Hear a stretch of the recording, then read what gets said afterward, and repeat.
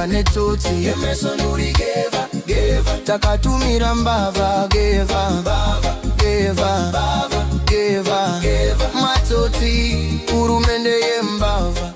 Kana uchizviita blogger anopisa, blogger anotaura politics dzechokwadi, blogger anomira nevanhu, kana usati wambosvikirwa nevakomana padheni pako vachikushungurudza, ziva kuti hauna kana relevance yaunayo.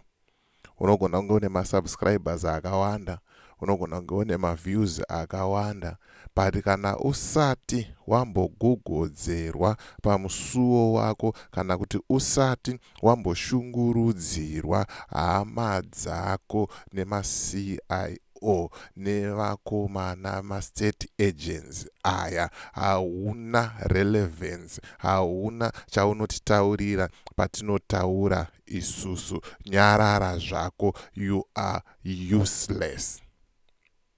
Ndozvandiri kutaura. My name is DJ Holly. The name of the platform is DJ Holly Unfiltered. Real conversations, unfiltered perspectives. Ndo dingindira ratinofamba naro pano pa 0.5 Creative Studios. Chero mukataura zvamungade, chero mukasimbisana sei, Apostle Chiwenga panapa vataura chokwadi. Chokwadi chicharwadza vanhu vari kumhanya vachisapota General Chiwenga, vachimuita kunge mutsvene, kunge savior, kunge mesaya. Zvichakuzvimbisai ende muchabhowekana nechokwadi chiri kutaurwa apa. Kana ndichitaura kuti General Chiwenga is not a savior, he is not a messiah, hazvirevi kuti ndiri kuti vamunangagwa vakachena ende tiri kuvada tiri kuti varamba vachitonga. No. Inini my position from the word go, kubva pakauya vana Ageza, pakauya vana Nox, Comrade Nox Chivero, tiri kungotaura tichiti the system of ZANU PF yese yaora, yasviba, yakuda kuchinjwa, poitwawo imwe plan iri nani, pane kuti tirambe tichingodzokorora, tichingorecycla madhara aya. Vakarwa hondo, tino appreciate, vakaplaya party yavo, ngavachisiyirawo apfana mabone free achitonga, mabone free osiyirawo ama 2K ochitonga, zvinhu zvichienda according nemazera. Toramba tichitongwa nematateguru here. Pane vanhu vakafa vasina kana mhosva, vaisatombosiva zvematongerwo enyika. Vamwe vacho amai vainge vaenda kubasa vachinoshandira mhuri, musi wa1 August vakudzoka kumba vakasangana nemabara emasoja. Masoja akapiwa command nani naVP Chiwenga wacho wamuri kuti mutsvene nhasi ngaapinde akutaura zvechechi. Ko kana akatendeuka ngaauye kaparuzhinji akumbire ruregerero, oti sori hama dzinodikanwa ndanga ndakarasika, but zvino izvi ndawana chiedza, ndakuda kuchifamba nenzira dzakanaka. Takambodzitaura nyaya idzi, ticharamba tichidzitaura, ende hatisi kumira kuramba tichidzitaura. Panapa ndoda kuti ndikuratidzei video relist yevanhu vakaurayiwa neZANU PF, hate it or love it. Apa General Chiwenga vabatwa mapatsi, apa Apostle TF Chiwenga vataura chokwadi chisina kudilutwa, chisina kusanganiswa, chokwadi sezvachiri. Ngatinzwei nekuona video iri. We were the only people in Zimbabwe to challenge and to take the government to task over human rights abuses. They tried to kill me twice because of that. And here, I have a list of people that were murdered on 1 August 2018, soon after the elections. They were shot by the military. The current vice president was the commander of the defense forces, which means these people were murdered at his command.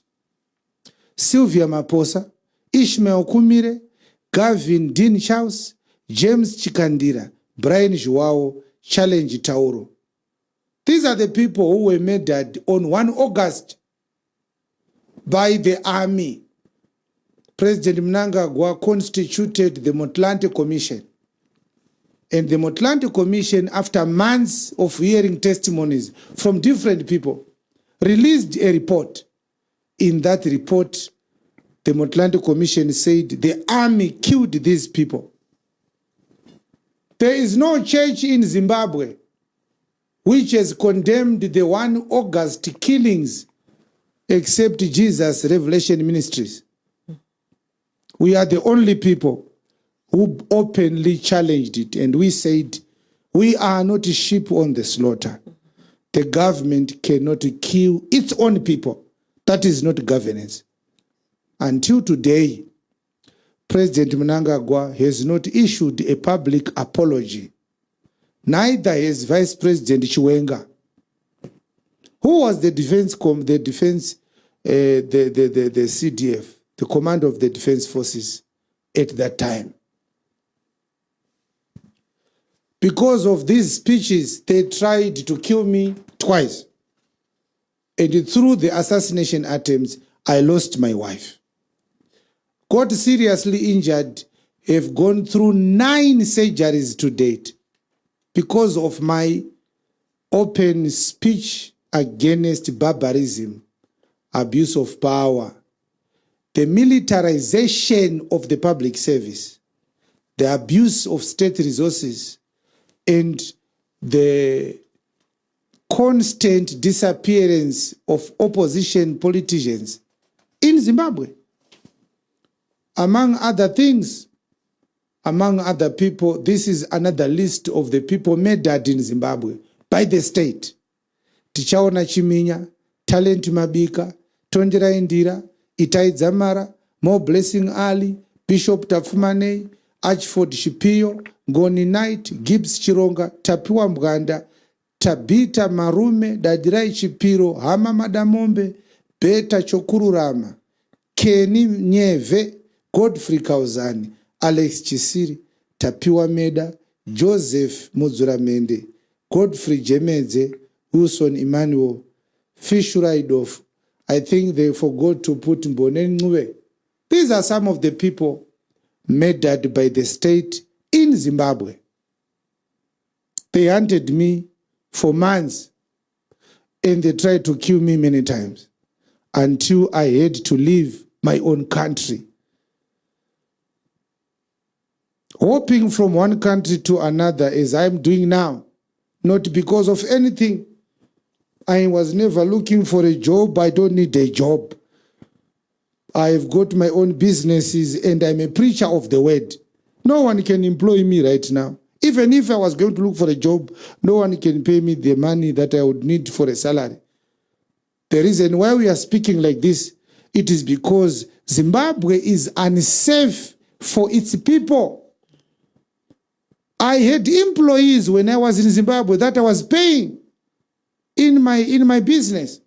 I had to shut down some of my business operations because it wasn't viable to run it from outside the country. Those people are now jobless. They lived on my money that I was paying them because we were doing business with them. They were employees.